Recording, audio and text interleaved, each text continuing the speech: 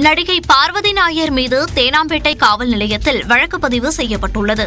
தமிழில் நிமிர்ந்து நெல், எண்ணெய் எறிந்தால், உத்தமவில்லன் உள்ளிட்ட படங்களில் நடித்த பார்வதி நாயர் அண்மையில் வெளியான கோட் திரைப்படத்திலும் முக்கிய கதாபாத்திரத்தில் நடித்துள்ளார்.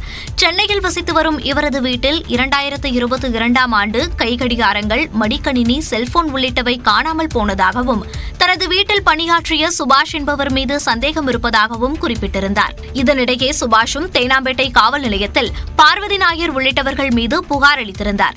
அதில் தன்னை தாக்கி கொடுமைப்படுத்தியதாக கூறியிருந்தார். ஆனால் புகார் மீது நடவடிக்கை எடுக்கவில்லை என கூறி அவர் வழக்கு தொடுத்தார். இந்த நிலையில் நீதிமன்ற உத்தரவுப்படி பார்வதி நாயர், அயலான் திரைப்பட தயாரிப்பாளர் கொடப்பாடி ராஜேஷ் உள்ளிட்டோர் மீது 3 பிரிவுகளின் கீழ் தேனாம்பேட்டை காவல் நிலையத்தில் வழக்கு பதிவு செய்யப்பட்டுள்ளது.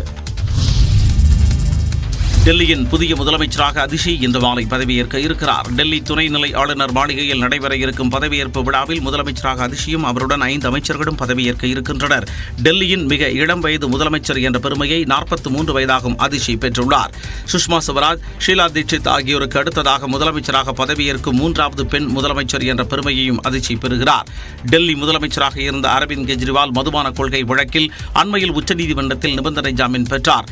துணைநிலை ஆளுநரின் ஒப்புதல் இன்றி கோப்புகளில் கையெழுத்திடக்கூடாது என்பது உள்ளிட்ட நிபந்தனைகளால் அரவிந்த் கெஜ்ரிவால் பதவி விலகினார். கெஜ்ரிவால் பதவியை ராஜினாமா செய்த அதே நாளில் அதிஷி ஆட்சி அமைக்க துணைநிலை ஆளுநரிடம் உரிமை கோரியிருந்தார்.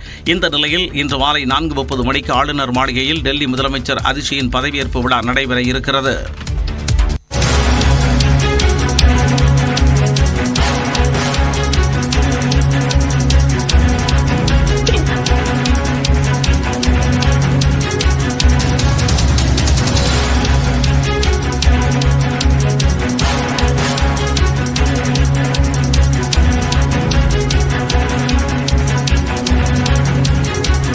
தற்போதைய அண்மை செய்தியை பார்த்துக் கொண்டிருக்கிறோம். புதுச்சேரியில் டெங்கு பாதிப்பு அதிகரித்து வருகிறது. ஒரே நாளில் 20க்கும் மேற்பட்டோர் டெங்கு பாதிப்பால் மருத்துவமனையில் அனுமதிக்கப்பட்டிருக்கிறார்கள். இது தொடர்பான கொசு தொல்லை சமீப காலமாக அதிகரித்து வந்த நிலையில் இருந்தது. இந்த நிலையில் தான் இந்த கேரளாவின் குரங்கு அம்மை நோய் எச்சரிக்கை காரணமாக சுகாதாரத்துறை பல்வேறு நடவடிக்கை எடுத்தது. கடந்த வாரமே இதற்காக ஒரு தனி வார்டும் அமைக்கப்பட்டது. இந்த நிலையில் தான் புதுச்சேரி முழுவதும் கொசு கடிகாலும் காய்ச்சலின் காரணமாகவும் அனுமதிக்கப்படுவர்கள் கண்காணிக்கப்பட்டனர். அந்த வகையில் கண்காணிக்கப்படுவதில் எந்த நோய் பாதிக்கப்படுவார், டெங்கு, சிக்கன் குனியா, டைபாய்டு போன்ற வகையில் ஒரு சிலர் மட்டுமே அனுமதிக்கப்பட்ட நிலையில் இன்று ஒரே நாளில் 23 பேர் டெங்கு காய்ச்சல் காரணமாக அனுமதிக்கப்பட்டிருக்கிறார்கள். அவர்கள் அரசு மருத்துவமனையில் சிகிச்சை அளிக்கப்பட்டு அவர்கள் வார்டில் வைக்கப்பட்டிருக்கிறார்கள். தினந்தோறும் 20க்கும் மேற்பட்டோர் லேசாக காய்ச்சலுடன் காணப்பட்ட நிலையில் தற்பொழுது டெங்கு காய்ச்சல் அதிகமாக இருக்குது. இது தொடர்ந்து சுகாதாரத்துறை துரித நடவடிக்கை எடுத்திருக்கிறது.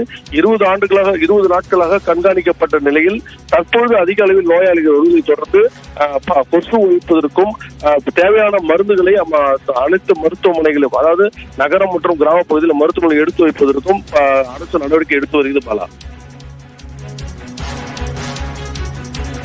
நன்றி இளமுதன் விரிவான விவரங்களுக்கு.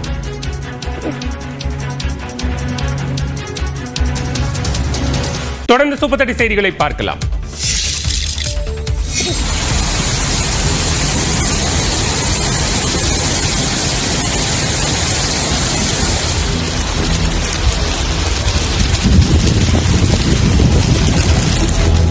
ஜப்பானில் பெய்து வரக்கூடிய கனமழையால் நிலநடுக்கத்தால் பாதிக்கப்பட்ட நோட்டோ பகுதியில் வெள்ள பாதிப்பு ஏற்பட்டுள்ளது.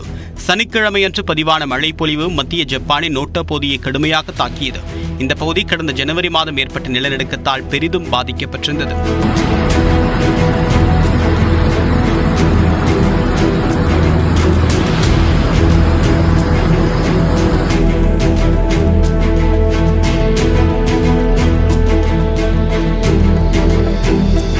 இந்த நிகழ்வின் போது பல்லாயிரக்கணக்கான குடியிருப்பு வாசிகள் வெளியேற உத்தரவிடப்பட்ட நிலையில் 5000த்திற்கும் மேற்பட்ட வீடுகளுக்கு மின்தடையும் ஏற்பட்டது. இந்நிலையில் நோட்டோ பகுதியில் ஏற்பட்ட வெள்ளத்தால் வீடுகளின் முன்பாக நிறுத்தப்பட்ட கார்கள் நீரில் மூழ்கின. இதேபோல வாஜிமாவில் சனிக்கிழமை காலை 121 மில்லிமீட்டர் மழைப்பொழிவு பதிவானது.